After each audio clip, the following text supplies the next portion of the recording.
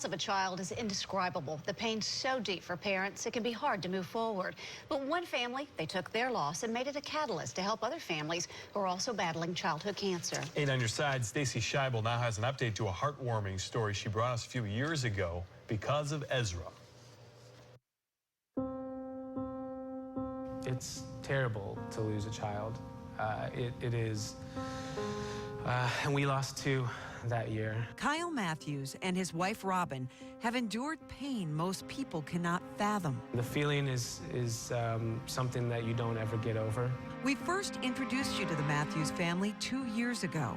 You don't realize how many people ask you how many children you have until your children die. And then it's every day somebody asks you how many children you have.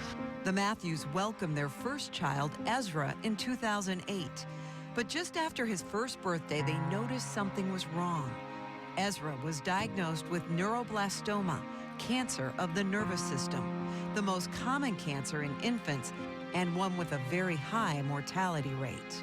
Then, the first day he started chemo, I took a pregnancy test in the hospital because I just couldn't stop feeling sick. And I thought it was just a diagnosis was making me feel sick, but it turned out I was pregnant. The stress of Ezra's illness complicated Robin's pregnancy. She delivered twin boys nearly 3.5 months early.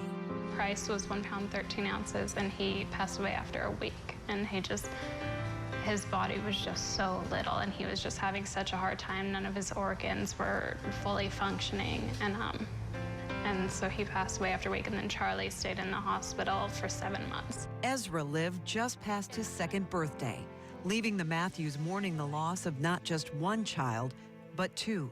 2010 was an awful year.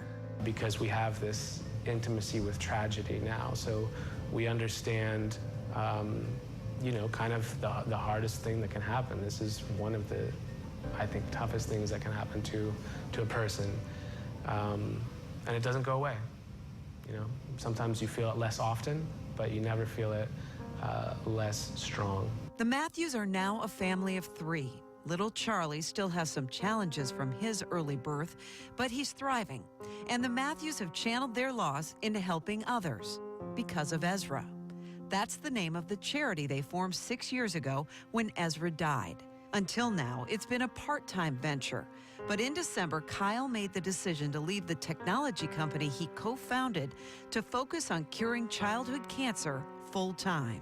The most common reaction I got, though, was finally, which was really, confirmation for me, a good feeling to know people had kind of been waiting for it. All of this is nothing Kyle could have predicted 10 years ago.